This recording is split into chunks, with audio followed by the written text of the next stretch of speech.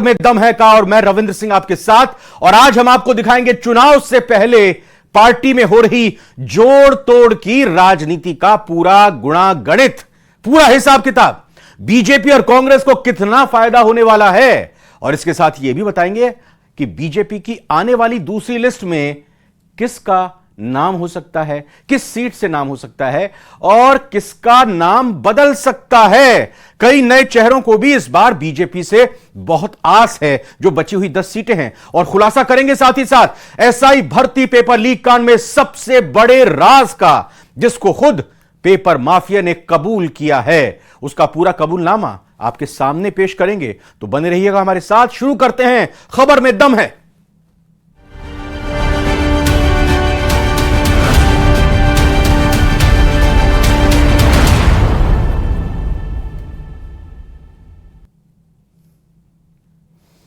चुनाव के लिए सभी राजनीतिक दलों ने कमर कस ली है। बीजेपी और कांग्रेस समेत तमाम राष्ट्रीय और क्षेत्रीय पार्टियां भी अपने उम्मीदवारों का ऐलान कर रही हैं। और इसी बीच जोड़ तोड़ की राजनीति, दल बदलने की राजनीति भी तेज हो चली है। कई दिग्गज बीजेपी में शामिल हो रहे हैं तो किसी को कांग्रेस भा रही है।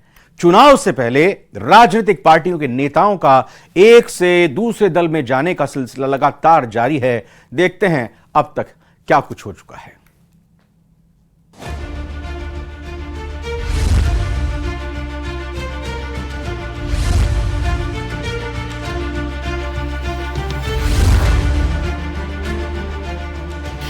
लड़ाई से पहले बदल रही सेना,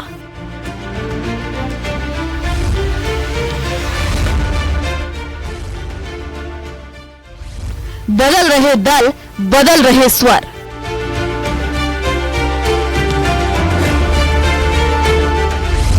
पार्टियों में तोड़फोड़ की राजनीति,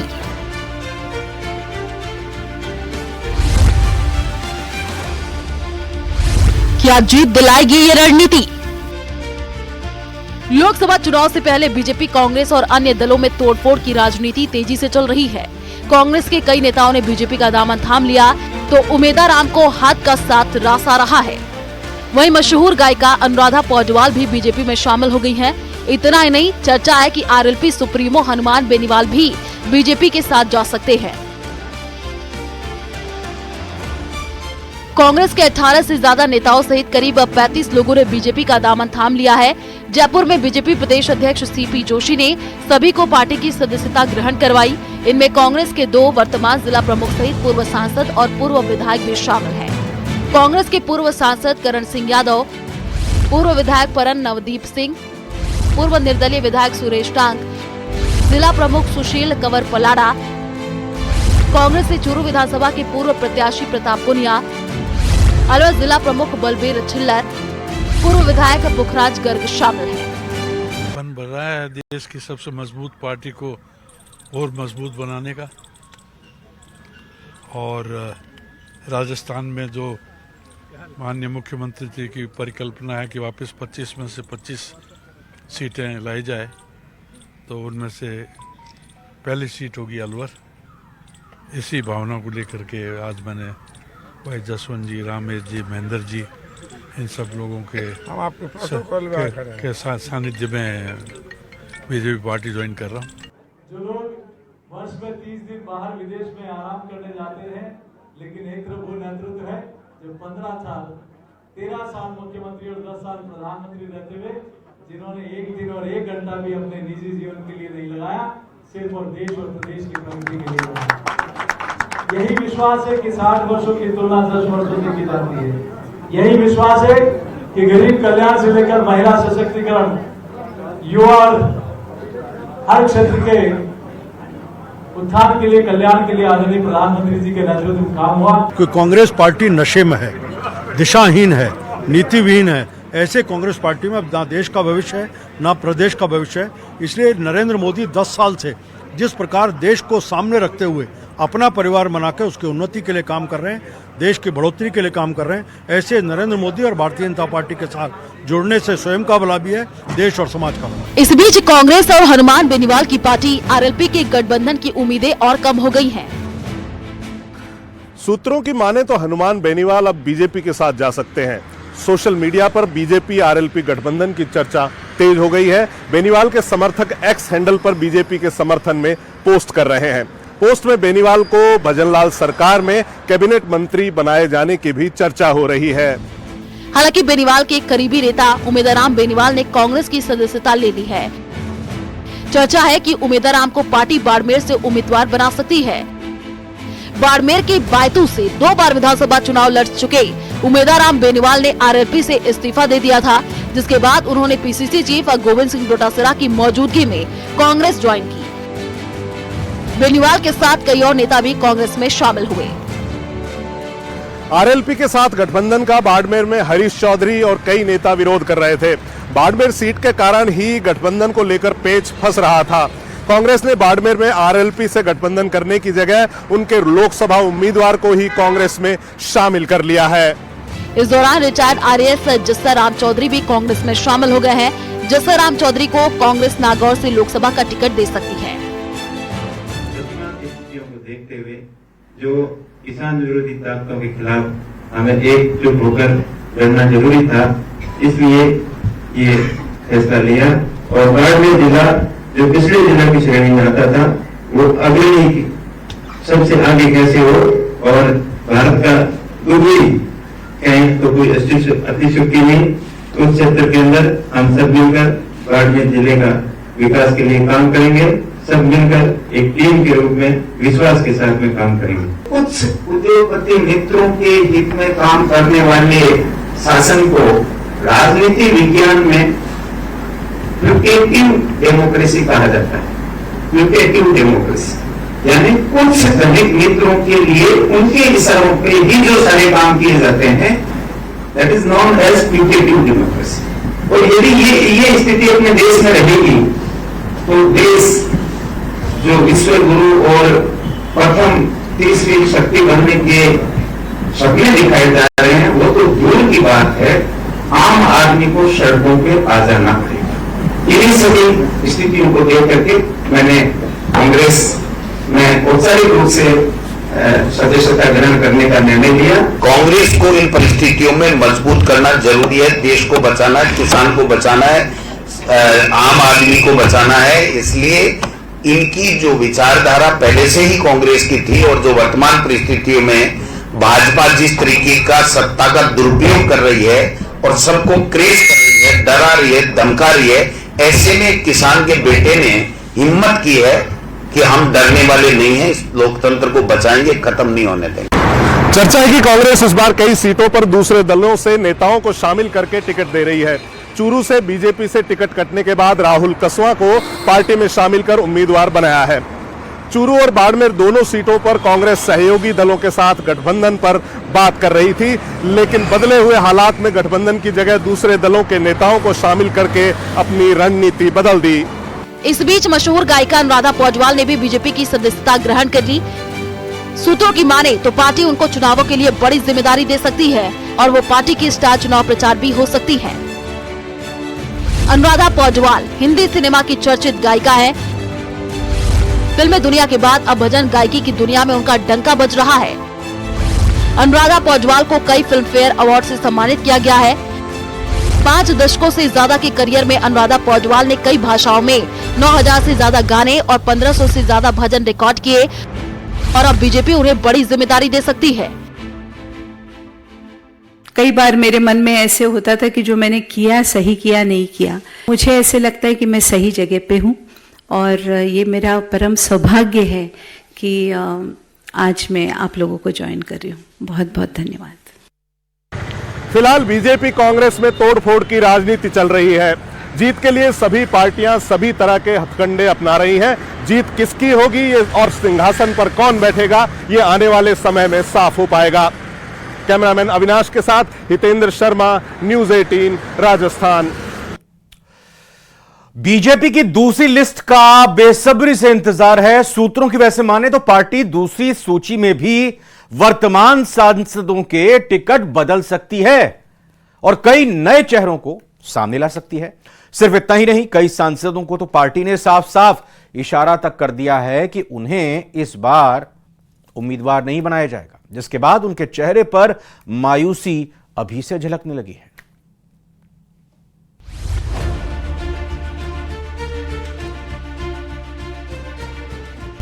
मिलेगा टिकट या बदलेगा चेहरा?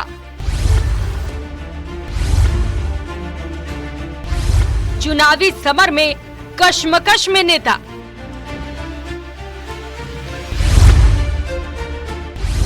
कहीं जीत तो कहीं टिकट की चिंता। कुर्सी की दौड़ में लगे पुराने नेता।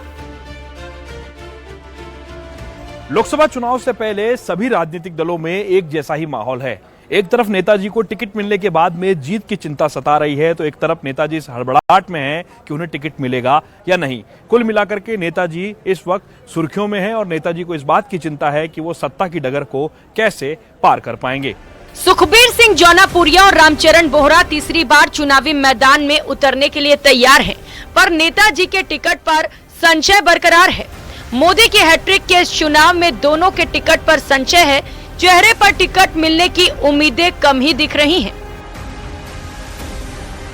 जयपुर सीट पर रामचरण बोहरा के साथ पूर्व प्रदेशाध्यक्ष अरुण चतुर्वेदी की बड़ी दावेदारी मानी जा रही है, लेकिन ऐसा माना जा रहा है कि पार्टी किसी और चेहरे पर भी दाव लगा सकती है।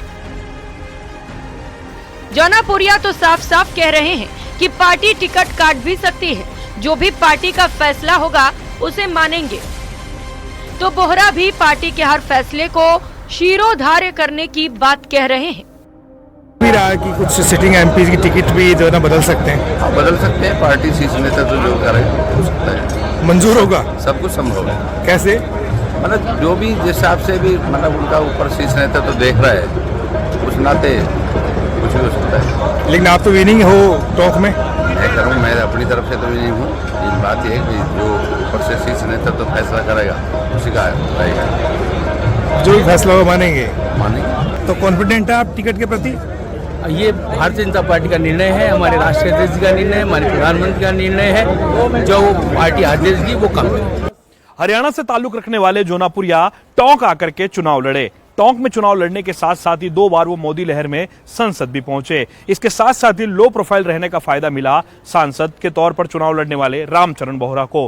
रामचरण बोहरा 2 बार मोदी लहर में न केवल चुनाव जीते, बल्कि बड़े अंतर से उन्होंने लोकसभा का रास्ता तय भी किया। हालांकि लो प्रोफाइल रहने के दौरान वो जिला प्रमुख सहित पार्टी के कई अन्य पदों पर पहले से रहे, मगर लो प्रोफाइल रामचरण बोहरा को इस बार अभी तक अपने टिकट का इंतजार। बीजेपी ने पहली सूची में अपने 5 सांसदों के टिकट बदले हैं। भरतपुर, जालौर, सिरोही, चूरू, उदयपुर के अलावा डूंगरपुर, बांसवाड़ा सीट से जीते सांसदों को पार्टी ने इस बार टिकट नहीं दिया। पहली सूची में हुए भारी भरकम बदलाव का दौर दूसरी सूची में भी बरकरार रहने की पूरी संभावना है। पार्टी टोंक, सवाई माधोपुर, झुंझुनू, श्रीगंगानगर, अजमेर, दौसा, धौलपुर, करौली जैसी सीटों पर उम्मीदवार बदल सकती है। अजमेर और झुंझुनू सांसद के विधानसभा चुनाव हार जाने के बाद दोनों के टिकट पर सबसे ज्यादा खतरा मंडरा रहा है। पार्टी जालोर सिरोही सीट से सांसद देवजी पटेल का पहले ही टिकट काटकर संकेत दे चुकी है कि विधानसभा चुनाव हारे सांसदों को वो फिर से मैदान में उतारने के कतई मूड में नहीं है।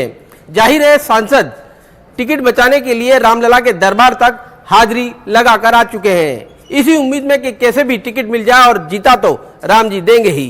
भारतीय जनता पार्टी कार्यकर्ता आधारित पार्टी है। भारतीय जनता पार्टी का कार्यकर्ता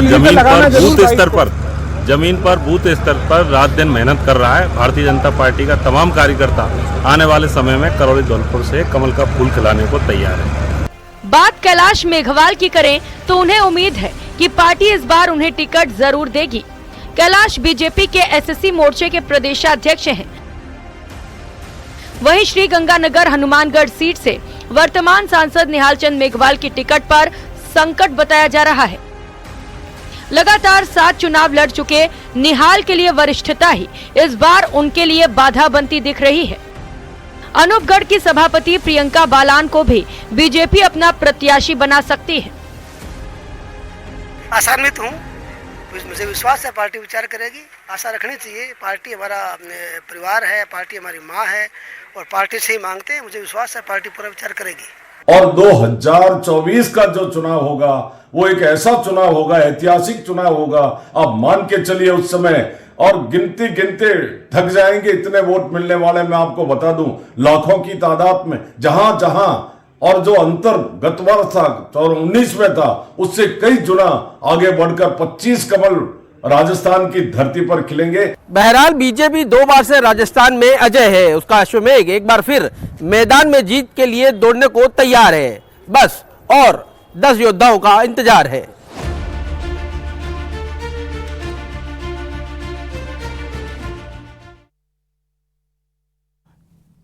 इधर राजस्थान में नकल माफियाओं की कमर तोड़ने के लिए प्रदेश सरकार फुल एक्शन में है। मास्टरमाइंड हर्षवर्धन को गिरफ्तार करने के बाद से लगातार नए नए खुलासे हो रहे हैं और आज हम एक और बड़ा खुलासा करने जा रहे हैं, जिसे हर्षवर्धन ने पूछताछ में कबूल किया है। तो सुनते हैं एक एक खुलासा।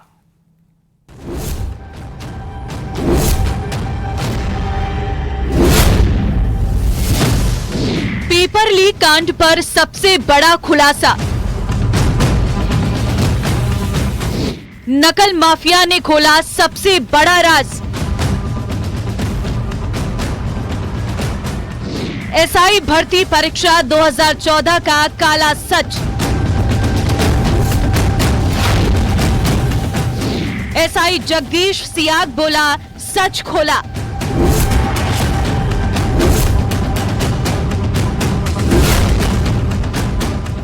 एसआई पेपर लीक कांड में रोज नए नए खुलासे हो रहे हैं।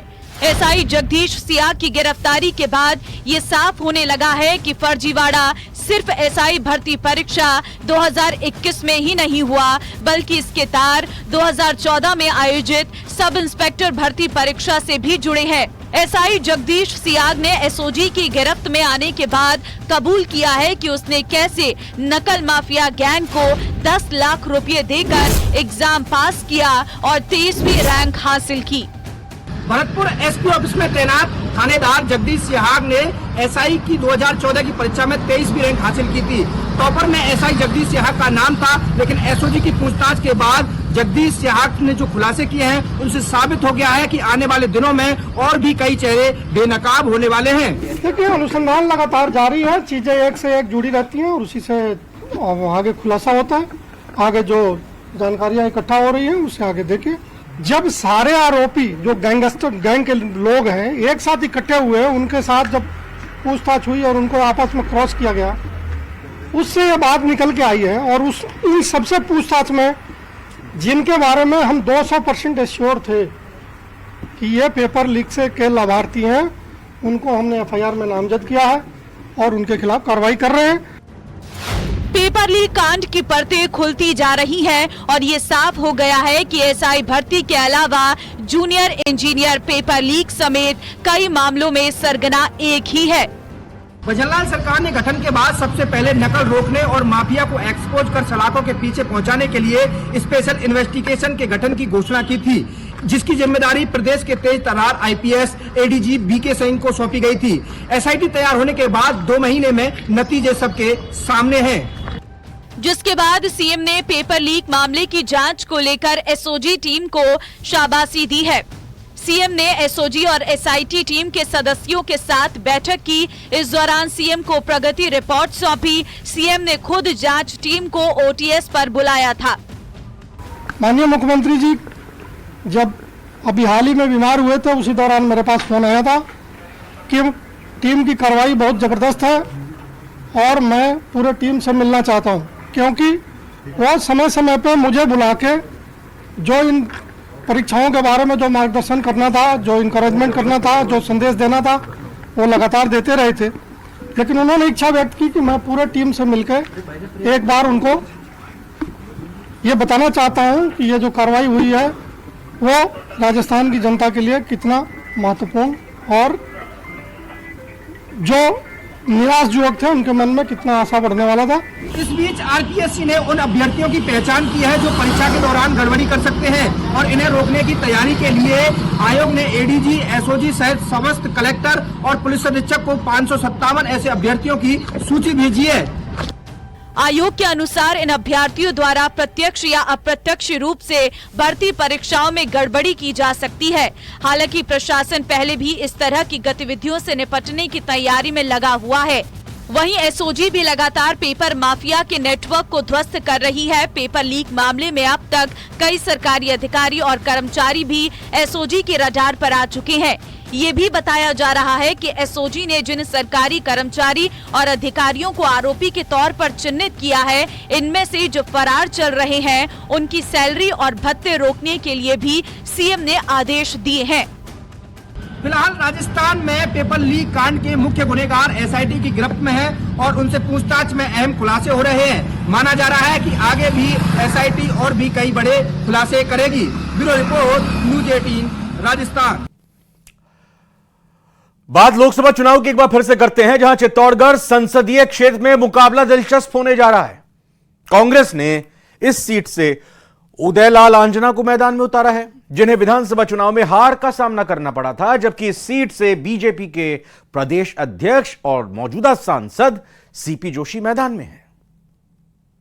सोनिया जी ने विश्वास व्यक्त किया है, मेरे में बुलाकर के टिकट दिया है। लोगों ने ठान ली कि हम जीते हुए थे, कैसे हार गए, उसका बदला लेने के लिए कार्यकर्ता मैदान में उतर रहे इस बार। कांग्रेस ने अपनी दूसरी लिस्ट में उदयलाल आंजना को चित्तौड़गढ़ से चुनावी मैदान में क्या उतारा, कार्यकर्ताओं में गजब का जोश देखा जा रहा है। ये बात अलग है कि विधानसभा चुनाव में उन्हें हार का मुंह देखना पड़ा था, लेकिन लोकसभा के रण में कांग्रेस ने एक बार फिर उन पर दांव लगाया है। जयपुर से लौटने के बाद कांग्रेस कार्यकर्ताओं ने जिस तरीके से उनका स्वागत किया, उससे अंदाजा लगाया जा सकता है कि आला कमान के फैसले से कार्यकर्ता कितने खुश हैं। पार्टी का आदेश है, सोनिया जी ने विश्वास व्यक्त किया है, मेरे में बुलाकर के टिकट दिया है, तो निसंदेह और उससे कार्यकर्ताओं में काफी उत्साह है। जब से चित्तौड़ जिले में प्रवेश किया है, वहां से यहाँ आया था कि ऐसा उत्साह या तो 98 में देखा था या फिर कार्यकर्ताओं के स्वतः ही जो उत्साह आता है वही अच्छे नतीजे लाता है। इसमें कोई चित्तौड़गढ़ में लोकसभा चुनाव का रण रोमांचक होने जा रहा है, क्योंकि इस सीट से उदयलाल आंजना पहले सांसद रह चुके हैं और उन्होंने बीजेपी के दिग्गज नेता रहे जसवंत सिंह को हराया था। लेकिन इस बीच चित्तौड़गढ़ के संग्राम में बीजेपी प्रदेश अध्यक्ष सीपी जोशी मैदान में हैं और चित्तौड़गढ़ की 8 विधानसभा सीटों में से 6 पर बीजेपी का कब्जा है। लेकिन उदयलाल आंजना विश्वास से भरे हैं और 1998 के चुनाव का जिक्र करते हुए जीत का दम भर रहे हैं, क्योंकि ये वही साल था जब उदयलाल आंजना ने जसवंत सिंह को हराया था। मैं किसान हूँ, युवा हूँ और लोगों का चाहता हूँ। वो प्रदेश अध्यक्ष तो वही राजस्थान सरकार का कैबिनेट मंत्री हूँ, जसवंत सिंह जी को हराया है। पार्टी का पूरा साथ है मेरे पास और किसानों की ताकत मेरे साथ। जानकार मानते हैं कि कांग्रेस ने उदयलाल आंजना को इसलिए टिकट दिया ताकि पिछले लोकसभा चुनाव की तरह हार का सामना न करना पड़े। साल 2019 के चुनाव में कांग्रेस ने गोपाल सिंह को चित्तौड़गढ़ लोकसभा सीट से प्रत्याशी बनाया था, लेकिन सीपी जोशी ने गोपाल सिंह को भारी मतों से हराया था।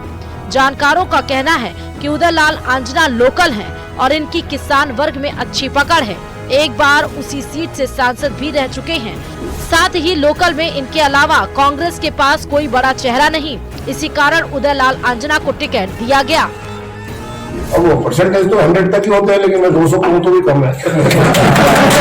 चुनौती नहीं है कार्यकर्ताओं का जो हुजूम अभी आपने गंगरा टोल पे नहीं देखा, इसलिए आप ये क्वेश्चन कर रहे हैं, अन्यथा नहीं करते हैं। लोगों ने ठान ली कि हम जीते हुए थे, कैसे हार गए, उसका बदला लेने के लिए कार्यकर्ता मैदान में उतर रहे इस बार।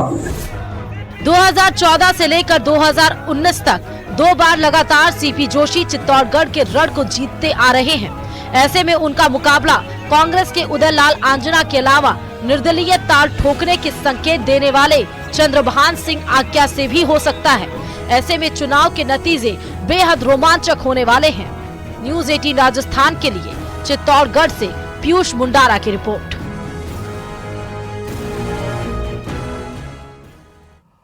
और इसी खबर के साथ खबर में दम है में आज फिलहाल इतना ही। आप बने रहिए न्यूज 18 राजस्थान के साथ। नमस्कार।